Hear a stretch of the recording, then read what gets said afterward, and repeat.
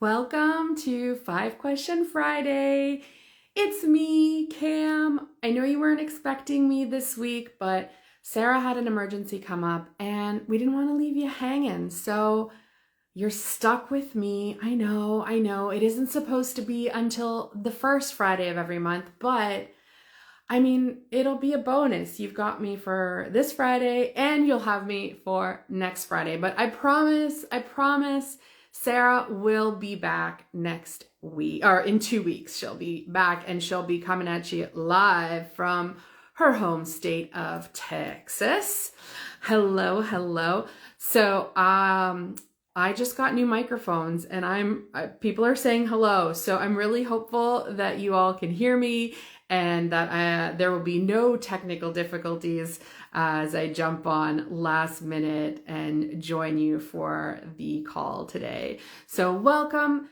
5 Question Friday, if you've never been here before, is where we answer 5 of your questions about Croatia that you send in to us through Facebook, Instagram, the 5 Question Friday forum, YouTube, LinkedIn, email, from our consulting sessions. So, we kind of put these questions together in a roster and then we bundle them into this beautiful little package and present them in 5 Question Friday in this live. And I'm in my office because it has been miserable weather. This whole week has been just awful.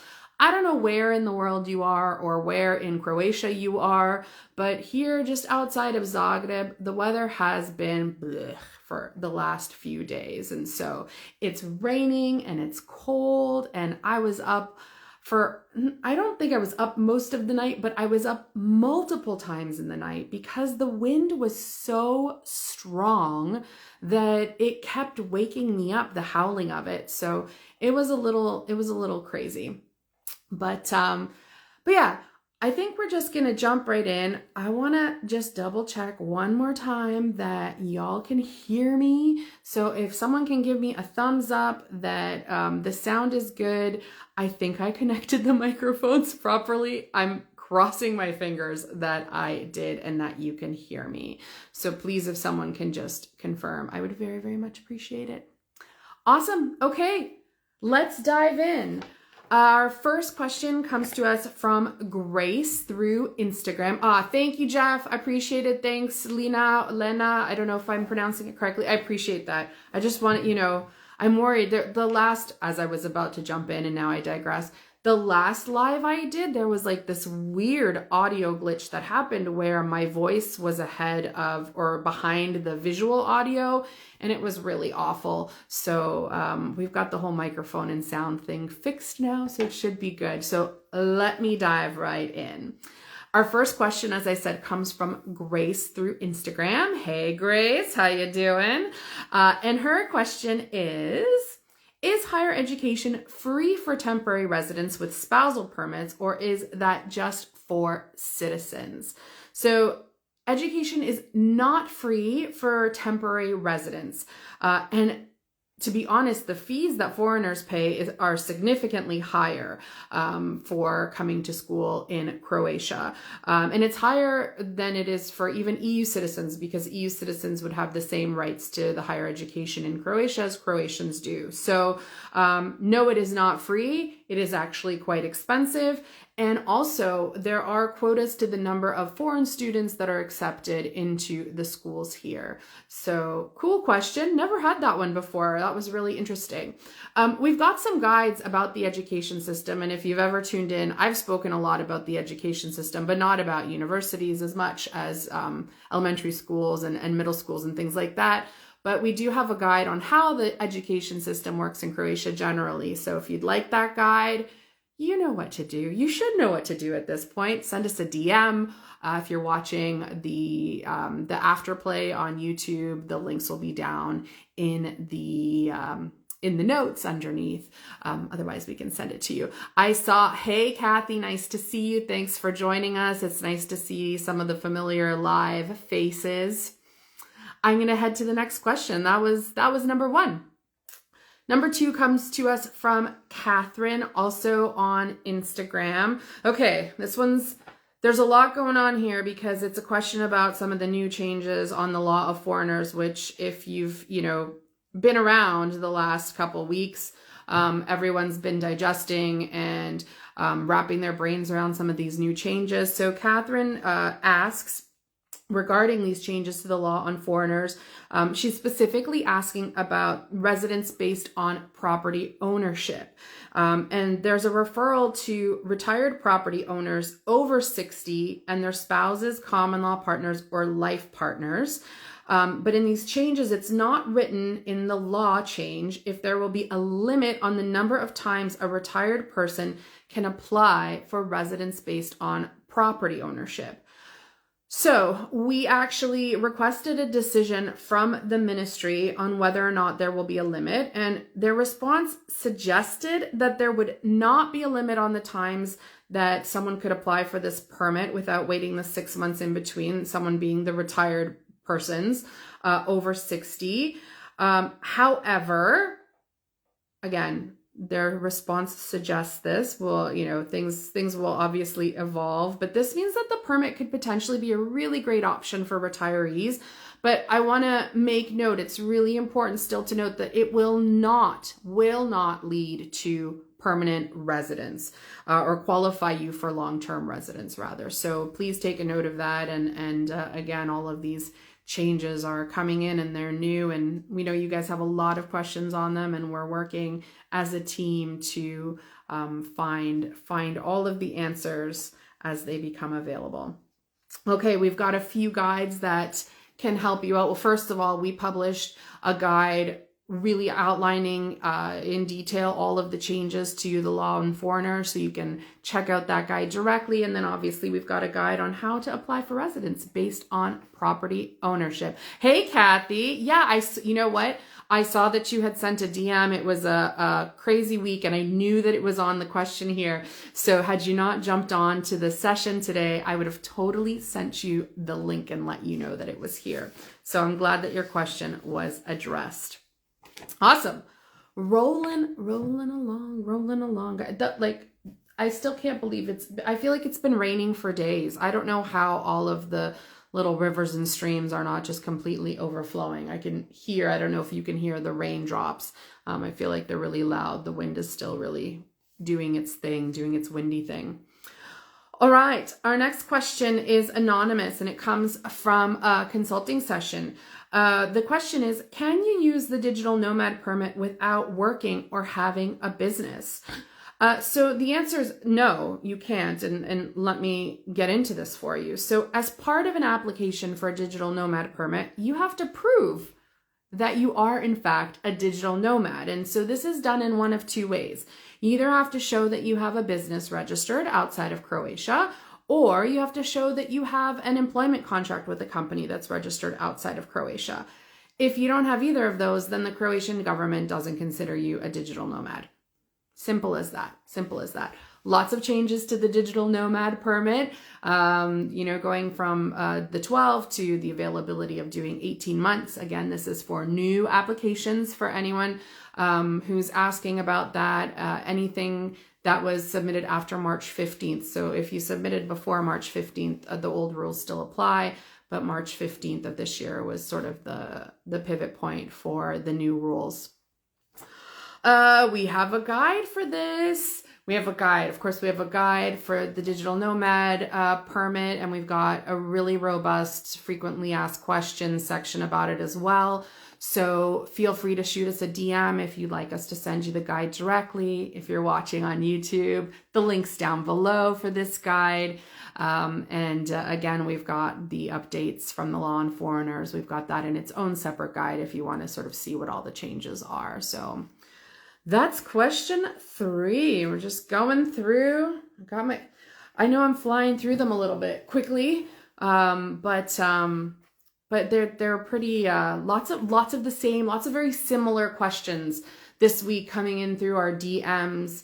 Obviously all these changes with the law on foreigners really triggered a lot of the same unknowns, like what about this? What about that? So I'm pretty certain that these questions are hitting on things that a lot of you are thinking about. Okay, so Next is from Jeff in our 5-question Friday, from our 5-question Friday form.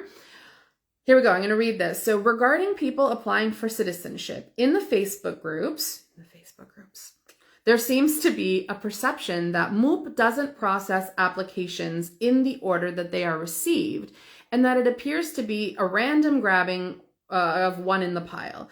And that is why some people who apply together with the same background information are approved months to years apart, or some people are approved quickly while others languish. Is there a truth to this, or is there in fact more order to the process?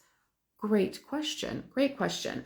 I mean, yes, generally speaking, there is order in the process, but I mean, listen, people get sick, people go on maternity leave, people get transferred to different offices, people change jobs, people lose their jobs. There are so many factors that can affect the order in which something is being processed, or the different rates of time that it takes to process different applications. So the intention is to process at a first come, first serve basis, but you know, the nature of the system just can't guarantee that. So great question. I know there's lots of talk that always happens on the Facebook groups. We've got reliable information on all of these things, including our guide on how to apply for citizenship in Croatia. And you can send us a DM or check the YouTube links below to get the link for that guide. Alrighty. You guys are pretty quiet today. I see a bunch of people joining and saying hello, but no questions have popped up. If they do, I can definitely answer them. Our final question for today, though, comes to us from Marianne through Instagram. Are you able to only live in Croatia for 6 months of the year and have resident status? If so, what would you need to gain resident status? So, it doesn't matter whether you're a Croatian or a foreign citizen for resident status. What makes you a resident is having a national ID card with a Croatian address on it. And if you are a Croatian citizen, MUP will not issue you a national ID card with a Croatian address if they don't think that you are actually living in Croatia. If you're not living here full time, they've become extremely strict on this rule. So I know with diaspora, some people have a family home here, and they have Croatian IDs. They have also the iskaznice, but really cracked down on this. And if you are not living here, it's your foreign address that's on your Croatian ID. So really great question, Marianne. Thank you. We've got some guides. Of course we have guides.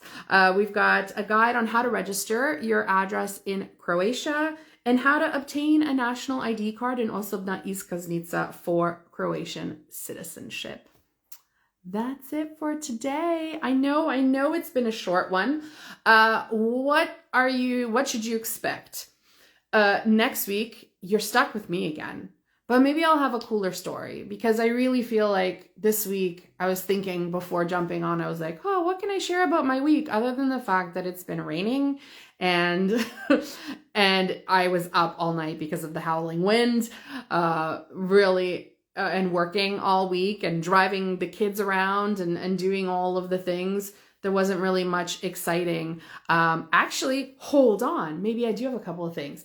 I did do a pisanica this week. I did an egg and I recorded it. And so expect a reel to be coming of the process.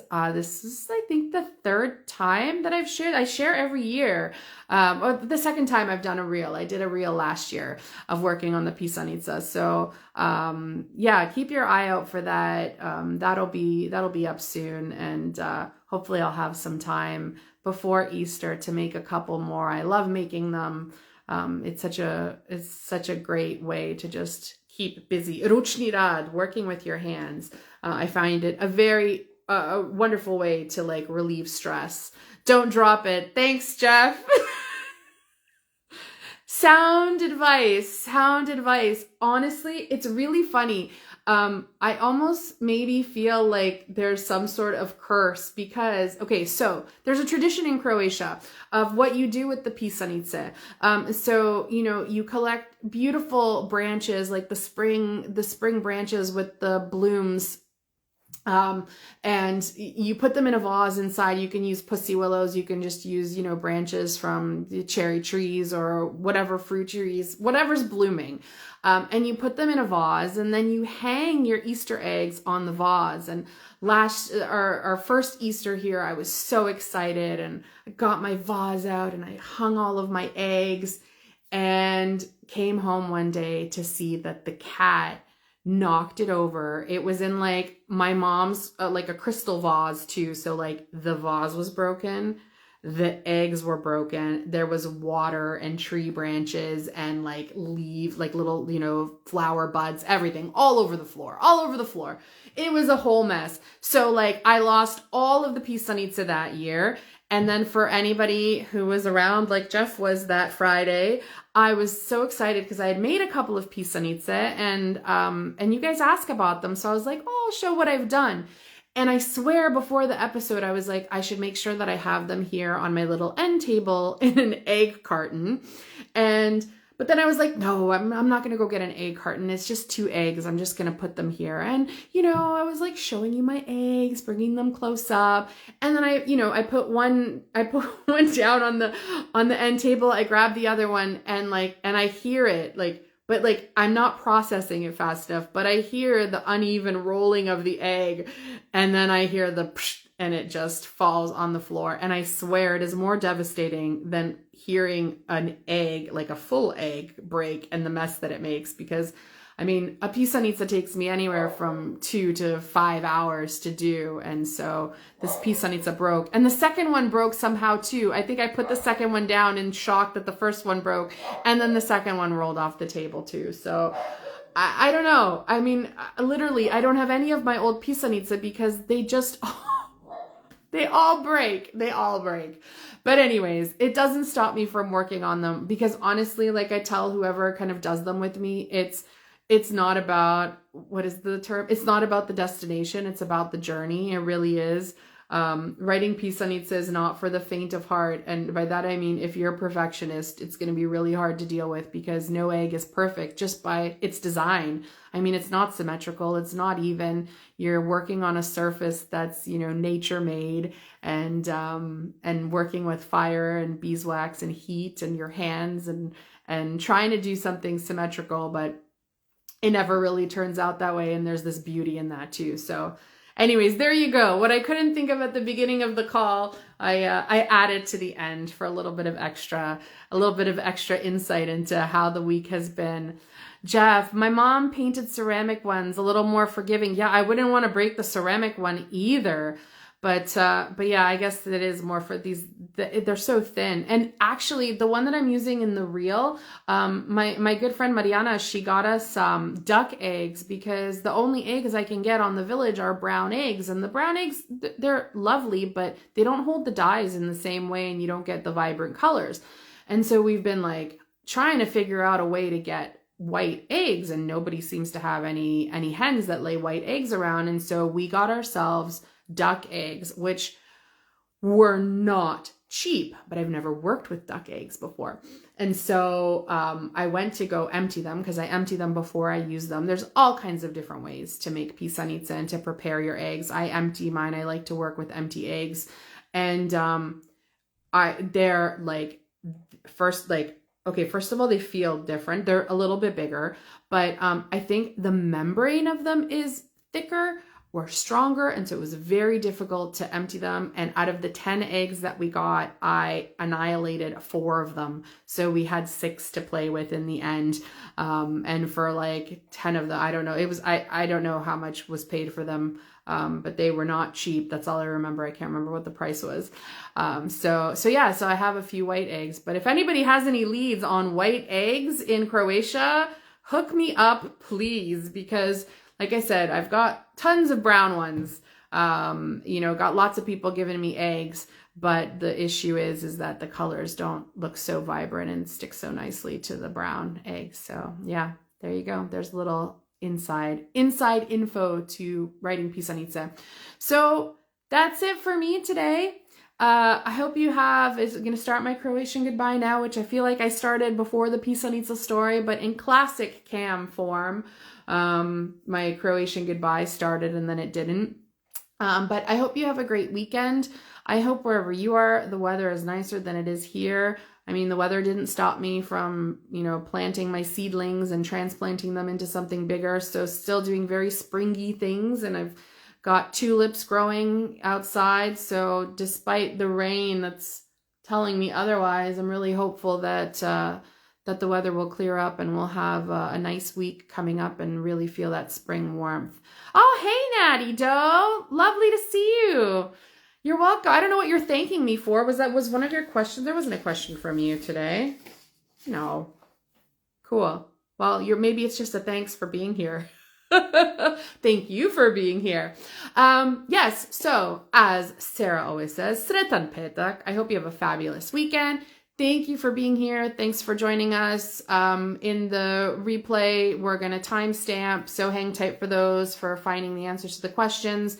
If you need any guides, shoot us a DM. We're always here, and we're always happy to talk to you. Thank you for joining me today. Ciao, vidimo se, ajde, bok.